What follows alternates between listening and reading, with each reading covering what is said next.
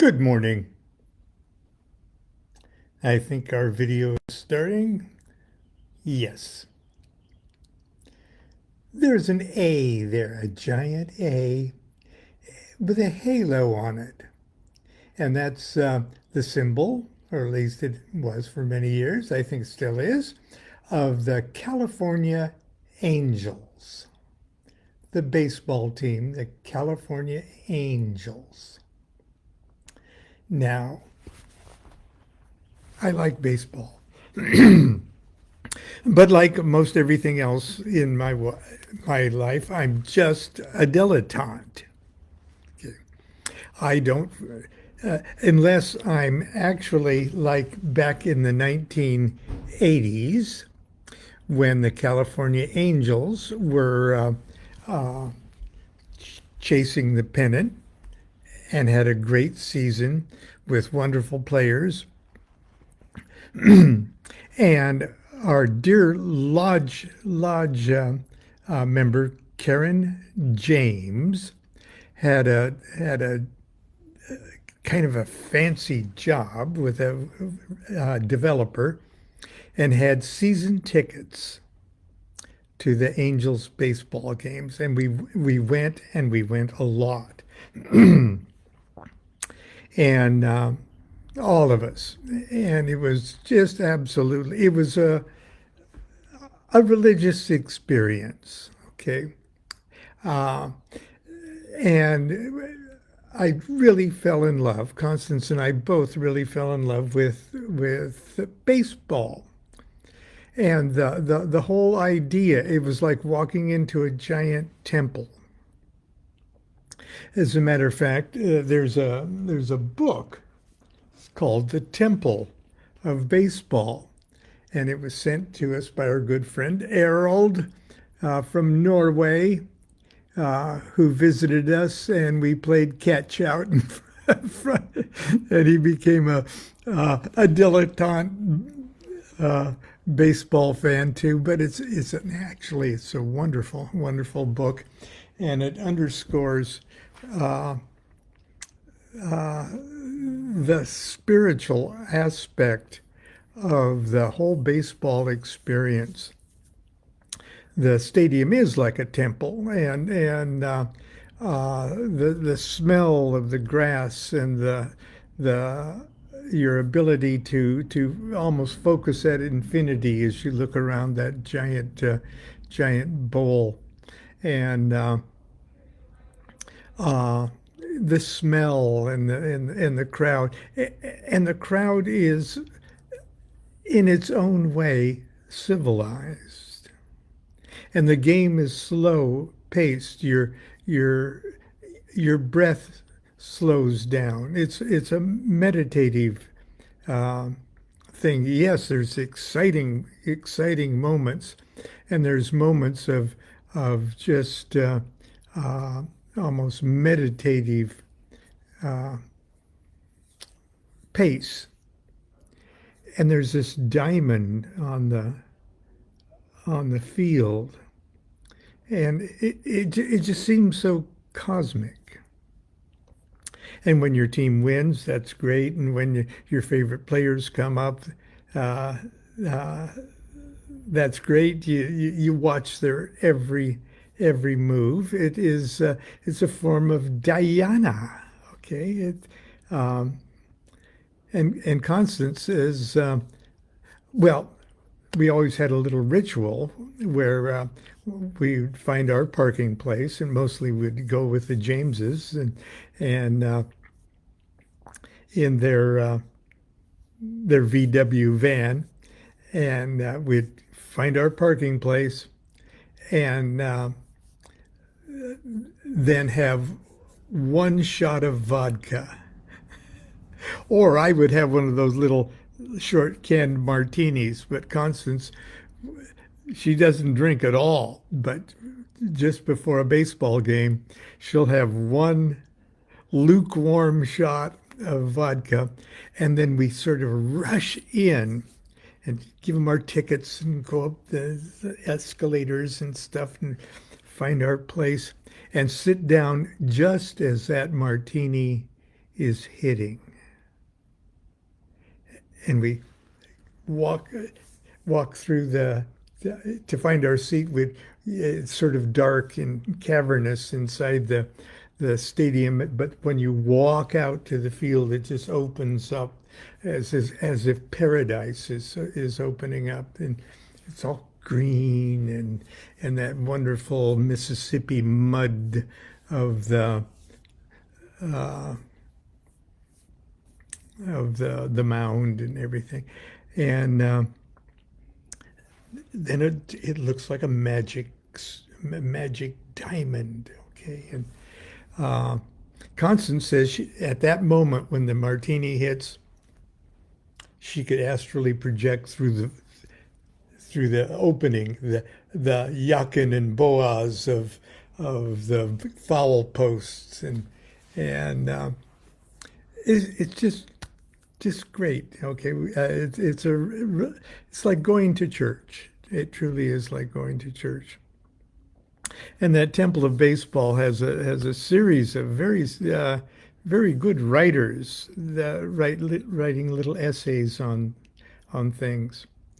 And one of the happiest days of my life, one of the happiest memory of my life, when they say when the angels ask you to recall the thrill of it all, it was a day in March. Jean-Paul was in junior high. And you know how much junior high is hell for everybody. And it was opening day, and I called the school and said, this is Jean-Paul DuQuette's father, and I'm going to have to come pick him up. There's been a family emergency. And so I go to the school, and they get him. His teacher gets him and brings him into the office, and Jean-Paul's looking all serious and everything else. He doesn't know this is going on, and he looks a little worried. And the school principal and teachers and stuff are looking very sympathetic and everything. And we just get out the door, and I says, we're going to a baseball game. And it was a day game. Opening day is in March. And it's one of my happiest memories is to see the look on his face. It said, we're going to a baseball game, getting you out of this hell for a day. And anyway, when he visited us, he and his wife and our grandson visited us a few years ago while we're still in Costa Mesa. And Jean-Paul is a graduate of the University of California at Irvine. And that's their mascot, is an anteater, the anteaters. And they were having a day at Angel Stadium, sponsored event. We all got these hats, and we got to share the baseball experience with our grandson too. Why am I telling you all of this? The baseball season started way back in late March, and I'm not following it this year. I did write at the request of the Chicago OTO. I wrote an invocation of baseball, a ritual, so that the Cubs would finally win the World Series. I think I've probably shared it with you today. It's a real life ritual with officers and stuff. But I digress. What I wanted to do is share with you what Aleister Crowley said about baseball. It's even more goofy than that. Now, Aleister Crowley was in the United States for a number of years during the war. And I'm not sure where he published this.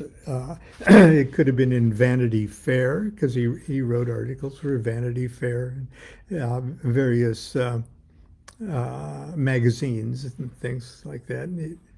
But this one is really cute, and I'm going to share it with you because you're probably not going to hear it any other place. A Hindu at the Polo Grounds. Okay, the Polo Grounds was the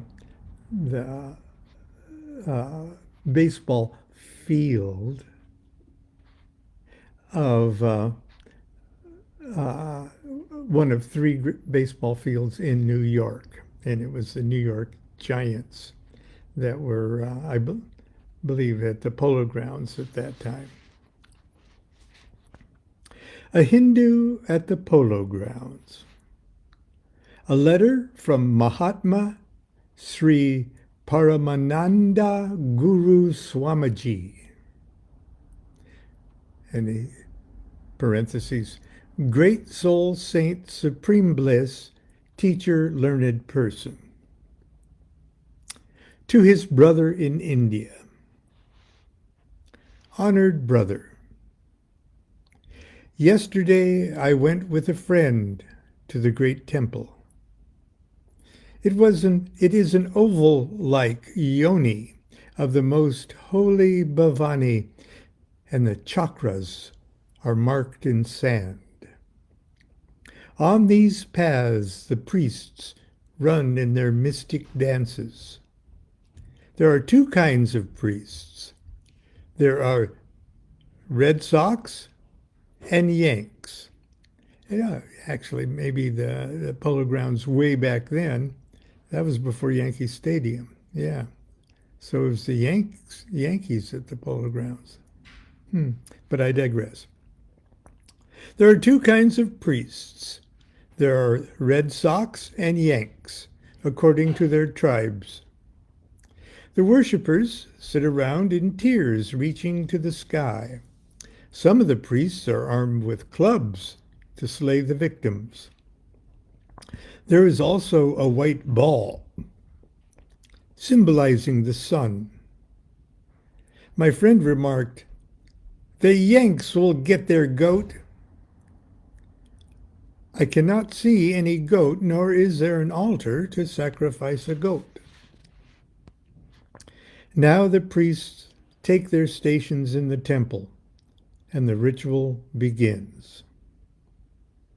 One high priest throws the white ball. This represents the sun traveling through the heavens. Another high priest strikes it with a Mahalinga club, meaning that even the sun is tossed about by the will of God. Many priests representing other gods are stationed according to the places of the planets, as I understand, for my friend says it's an all-star team.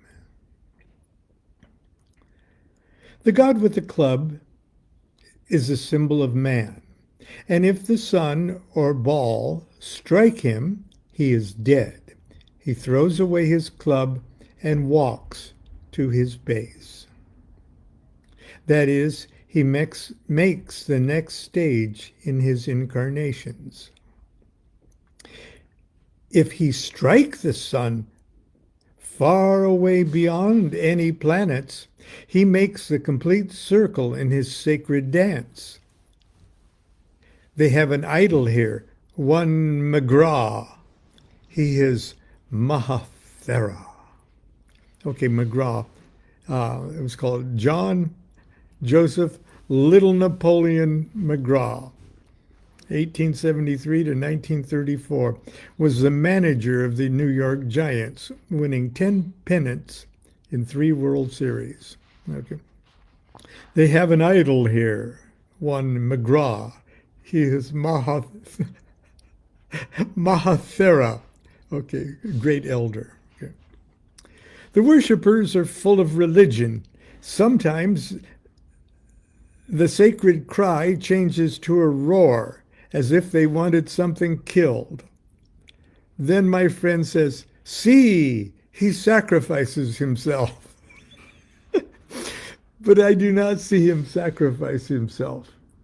He only throws himself down at the feet of a god. But there is no blood. It is not good religion. The ritual has 9 parts for the 9 planets. There are 9 priests, each of the 2 castes. And for the 9 greater gods. After the 7th part, all the people rise and make mystic gestures with their arms out of reference to the sacred number 7. And now the people disperse. They will drink the sacred soma of the country, the jinriki, or the jinriksha, so called because they are wheeled swiftly and surely to nirvana. I join this part of the ceremony. Also, I grasp the hand of my friend, and on jinrikis we shall peacefully glide to nirvana. Your happy brother. Okay, I'm not sure where Crowley wrote that. Anyway, it's one of those rare essays that were given to, this is the official OTO, Ora Flama, number 2. I'm not sure there's been one since this. But anyway, it was given out a number of years ago. Let's see, how long ago was it? 1998. Well, anyway, that's it for today. There's so much hideousness going on in the world. Today, I thought we would just pause for a few thoughts about what used to be called America's pastime. So until tomorrow, continue to be good to yourself and be good to each other. Do what thou wilt shall be the whole of the law. Love is the law, love under will.